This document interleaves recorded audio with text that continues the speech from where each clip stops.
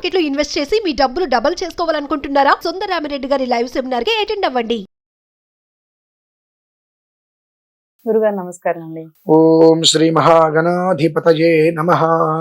గురుగారు ఇంతకు ముందు మీరు చెప్పారు మనకి శ్రీవారికి మీరు తిరుమలలో చేసే మహా అద్భుతమైన అర్చన పూజల గురించి. అయితే దీంట్లో ప్రతి ఒక్కరూ పాల్గొనాలి అని చెప్పారు మీరు. అయితే పాల్గొనొచ్చు అండ్ ఈ పూజలో మీరు స్థానం అనేది తీసుకోవచ్చు అని చెప్పారు. అయితే ఏదైనా ప్రత్యేకమైన వాళ్ళు ఉన్నారంటే కంపల్సరీ వీళ్ళు మాత్రం ఈ పూజలో కంపల్సరీ ఈ పూజ చేయించుకోవాలి అని అన్నా ఉందా? స్వామివారికి కొన్ని పేర్లు ఉన్నాయి. ఆపద మొక్కులు వాడు, అనాథ రక్షకుడు, వడ్డీ కాసుల వాడు అని స్వామివారికి పేర్లు ఉన్నాయి. ఊరికే పెట్టలమ్మా ఇవి కూడా. మనం జీవితంలో మొక్కు అని మనకి ఏదైనా కష్టంగా ఏదో ఒక మొక్కు మొక్కేసుకుంటాం. ఏదో ఒక దేవుడికి, ఆయనకి ఈయనకి ఆయన కాకుండా ముందు ఆ కష్టం నుంచి గండం నుంచి బయటపడాలని చెప్పి ఆపద సమయంలో మనం మొక్కేసుకోవటం ఆపద మొక్కం. మనం ఎవరికి మొక్కుకున్నామో ఏమని మొక్కుకున్నామో కూడా మనకు గుర్తుండదు. ఒక్కొక్కసారి మర్చిపోతూ ఉంటాం. టైం గడుస్తుంటే కొన్ని ముడుపులు కడతాం. ఆ ముడుపులు ఎవరి కోసం కట్టాము కూడా మనకు అర్థం కాదు. అవి కొన్ని రోజుల తర్వాత కొబ్బరికాయ కొట్టడానికి మొత్తం ఎండిపోయి పాడైపోతూ ఉంటాయి. వాళ్ళకి లోపల శంక ఏమిటి అని. ప్రధానంగా ఈ ముడుపులు అనేటువంటిది కట్టి అంటే అనుమతి లేకుండా కట్టేటువంటి ముడుపుకి ఎలాంటి ఒక్క దోషము ఉండదు. అయిన వాళ్ళు కాని వాళ్ళు ప్రధానికి కళ్ళు మూసుకుంటా నేను మొక్కేసుకుంటా అంటే అది మొక్కు కింద లెక్క కాదు. కానీ వాచా దోష ప్రభావం. వాచ దోషం. నేను ఈ పని చేస్తా చేయలేకపోవడం, దానికి మళ్ళీ దోషం. అదే వాచా దోషం అని దాన్ని అంటారమ్మా. ఎందువలనండి అంటారంటే మనం ఎవరికైనా ఏదన్నా విషయం వస్తుంది, వాళ్ళకి ఒక మాట ఇస్తాం. ఇంటైన్లో ఆ మాట మనం నెరవేర్చకపోతే వాళ్ళు మనల్ని ఏమంటారు? ఎందుకే మాట ఇస్తాం ఊరికే, ఇటువంటి మాటలు వస్తాయి. ఇలా ఇవన్నీ కూడా వాచాదోష ప్రభావాలు. ఇటువంటివి తెలిసి తెలియక మొక్కేసుకొని 1-4 రకాల మొక్కులు పెట్టేసుకొని తీర్చుకోలేకపోవటం వలన కొన్ని శకునములు వస్తూ ఉంటాయి. అంటే ప్రతి పనిలోనూ ఆటంకాలు. ఎంత మంచి చేసినా అవమానాలు కలుగుతూ ఉంటాయి, అపనిందలు వస్తూ ఉంటాయి, అవస్థలు పడుతూ ఉంటారు. వృద్ధి అనేటువంటిది ఉండదు. ఎప్పుడు కూడా రుణం అంటే అప్పు ఈ మనిషిని బాగా మెంటల్ గా అప్సెట్ చేస్తూ ఉంటాయి. ఎంత ప్రయత్నం చేసినప్పటికీ కూడా అన్ని రకాలుగా అవకతవకలు జరిగిపోయి అన్నిట్లకి కూడా బదనం అవుతుంటాం మనం. ఒక మనిషికి ఉపకారానికి వెళ్తే అతను తిరిగి మనకు అపకారమే చేస్తూ ఉంటాడు. ఇటువంటివన్నీ కూడా భగవంతుడు మనకు సూచిస్తూ ఉంటాడు. ఆయన నువ్వు వాగ్దానం చేసావు, తీర్చలేదు, నువ్వు వాగ్దానం నెరవేర్చు, ఏదో ఒక రకంగా నెరవేర్చుకో, కానీ వాగ్దానం చేసావు నెరవేర్చుకో. నువ్వు వాగ్దానం నెరవేర్చేంత వరకు కూడా నీకు సమస్య అనేటువంటిది ఉత్పన్నమవుతూనే ఉంటుంది. ఆపద మొక్కులు వాడు. ఆపద సమయంలో నువ్వు మొక్కేశావు, మర్చిపోయావు. వడ్డీ కాసులు వాడు. దీనివల్ల ఏమవుతుంది? నువ్వు చేసే ప్రతిదానికి కూడా డబల్ త్రిబుల్ పెరుగుతూ ఉంటుంది. మీరు క్రెడిట్ కార్డు తీసుకోండి, 30,000కి 30,000 వాడేసేయండి. 4 రోజులు, నెల 15 రోజులు, 45 రోజుల సమయం. ఆ తర్వాత కట్టకపోతే 30కి 10,000 రూపాయలు వడ్డీ వేస్తాడు వాడు. ఆ తర్వాత ఆ 30కి 3 లక్షలు కూడా వడ్డీ వేసుకుంటూ వెళ్తాడు.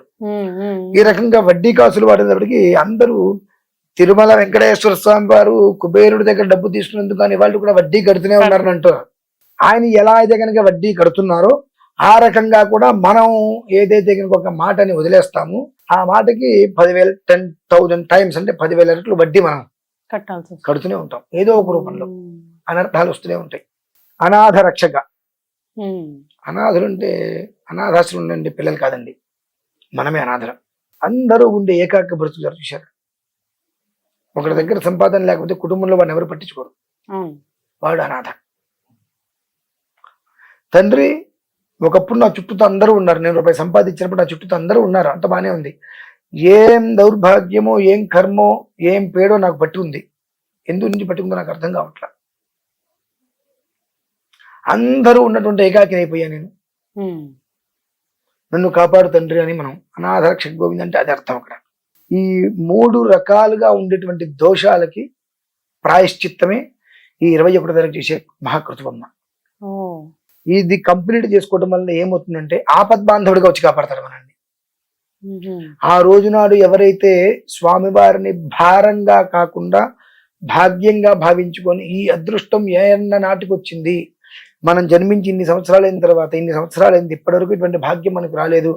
ఆ స్వామివారిని అలా పట్టుకొని ఆ శిరస్సు మీద పెట్టుకొని మనం ఎక్కగలిగినంత వరకు మెట్లు ఎక్కుతూ వస్తున్నామనంటే ఈ భాగ్యం ఎంత కాలానికి వచ్చింది అనేటువంటి ఒక భాగ్యంగా భావిస్తూ శ్రీవారిని తలుచుకుంటూ కొండ ఎక్కడం, తర్వాత ఆ ఒక 7 నాణెములు తీసుకోవడం అంటే అమ్మా సాక్షాత్తు తిరుమల వెంకటేశ్వర స్వామి వారు పాలయ గోవింద శేషాచలపతి గోవింద. ఎప్పుడైతే ఆ 7 కాయిన్లు మన చేతి నుంచి మన ఇంటికి వస్తాయో శ్రమల్ని నెక్కపరుచుకుంటాయి. శ్రమల్ని ప్రతి మనిషికి నెక్కపరుచుకుంటాయమ్మా. రోజులలోనే ఆ యోగాన్ని చూడగలుగుతారు. ఎందువల్లనంటే ప్రపంచం మొత్తం మీద ఆధ్యాత్మిక రాజధాని ఏది అంటే తిరుమల. దానికి ఎందుకు అంత వైభవం వచ్చిందో తెలుసమ్మా. అసలు ముందు మనం పూర్వీకులు ఇంట్లో శాలిగ్రామం పెట్టుకొని రోజు అర్చన చేసుకుంటారా మంచిది అంటూ ఉంటారు. ఒక శాలిగ్రామం చిన్నది పెట్టుకుంటే అర్చన చేసుకుంటేనే మనకు మంచిది అన్నప్పుడు ఆ 7 కొండలు కూడా శాలిగ్రామ శిల పర్వతం. ఇంత శాలిగ్రామమే మనకు అమోఘమైన యోగం ఇస్తుంది అన్నప్పుడు ఆ మొత్తం 7 పర్వతాలు అంజనాద్రి, వృషభాద్రి, నారాయణాద్రి ఇలా 7 పర్వతాలు ఏవైతే ఉన్నాయో వెంకటాద్రి ఇట్లా ఆ 7 పర్వతాలు కూడా శాలిగ్రామ శిల. ఆ శాలిగ్రామ శిల పైన స్వామివారు స్థిరో భవ వరదో భవ అని కూర్చున్నాడు. మరి ఆ అంత శాలిగ్రామ పర్వతం మీదకి ఎక్కి స్వామివారిని మనం ఆరాధిస్తున్నాంగా. అంతకు మించిన భాగ్యము భోగం ఏమైనా ఉన్నాయమ్మా యోగం. ఆ స్వామివారిని అర్చించాలని చెప్పి 1000 కళ్ళు పెట్టి చూస్తూ ఆయన దర్శనం చేసుకోవాలని చెప్పి దొరకదు ఆ భాగ్యం. అటువంటి భాగ్యము ఆయనకి చాలా ప్రీతికరమైనటువంటి రోజు. అదే రోజు అష్టమి రావటం, సోమవారం రావటం, శ్రవణేందు అంటారంట ఆ రోజు. శ్రవణేందు అంటారు. తర్వాత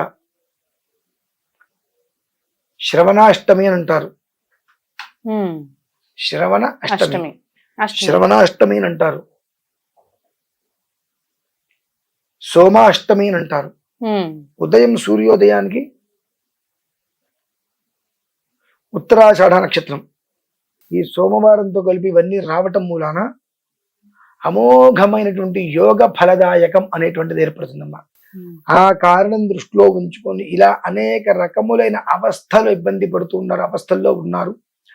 ఆ శ్రీవారు ఒక్కసారి కరుణ వారందరి మీద పడితే వారందరి జీవితాలు ఒక్కసారిగా విరబూసినటువంటి పుష్పము వలె ప్రకాశిస్తాయి. వారి యొక్క జీవితం యొక్క ఉద్దేశంతో ఆ రోజు నాడు అక్కడ తులసీదళార్చన, సువర్ణ పుష్పార్చన, తిరుమల సప్తగిరి నామార్చన, అనంతరం ఆ ఒక్క పాత్రతోటి కొండ మీదకి వెళ్ళి జ్యోతి ప్రజ్వలన ఇవన్నీ కూడా చెయ్యాలి. తర్వాత వారందరికీ కూడా 7 కాయిన్లు కూడా ప్రసాదంగా అందివ్వాలంటానికి మూల కారణం ఏమిటంటే జన్మంలో కొన్ని యోగాలు కొన్ని రకాలుగా ఆపాదిస్తూ ఉంటాయి. అటువంటిది మనకు అతి తక్కువ కాలంలో రాబోయేటువంటి రోజుల్లో ఎన్ని రకాల సమస్యలు మనం చూడబోతున్నామో ఇది పూర్వం చెప్తున్నాం. అటువంటి వాటి నుంచి ప్రతి ఒక్కరూ క్షేమంగా, ప్రతి కుటుంబం సంతోషంగా ఉండాలంటే ఆయన యొక్క అనుగ్రహం ఖచ్చితంగా కావాల్సింది. ఎంతో మంది ఎన్నో రకాలుగా మొక్కులు అటువంటివన్నీ మొక్కేసి మర్చిపోతుంటారు. కాబట్టి అటువంటి వారందరికీ కూడా పరిపూర్ణమైనటువంటి యోగదాయకమైనటువంటి మహావైదిక క్రతువు ఈ నెల 21 నిర్వహించేటువంటిదమ్మా. అలాగే గురుగారు, ఇప్పుడు ఈ కార్యక్రమంలో మనం పాల్గొనాలంటే నంబర్స్ ని మనం కాంటాక్ట్ చేసి ప్రతి ఒక్కరు డీటెయిల్స్ తీసుకుని కార్యక్రమంలో పాల్గొనాలి. ఆ రోజు నాడు 21వ తారీఖు ఉదయం 10:30-11 గంటలకు ఆ మెట్ల మార్గంలో మనం ప్రారంభం చేయడం జరుగుతుంది. రాగలిగిన వాళ్ళు ఎవరన్నా ఉన్నారు పాల్గొంటున్నారంటే వారికి శ్రీవారి మెట్టు దగ్గర ఉంటామా, అలిపిరి దగ్గర ఉంటామా అనేటువంటి విషయాన్ని వాట్సాప్ లో లొకేషన్ పెడతాం. అలా వాట్సాప్ లో లొకేషన్ పెట్టినటువంటి ప్రదేశానికి 10:30-11 గంటల వచ్చేస్తే సరిపోతుంది అంటారు. అలాగే గురుగారు, ధన్యవాదాలు.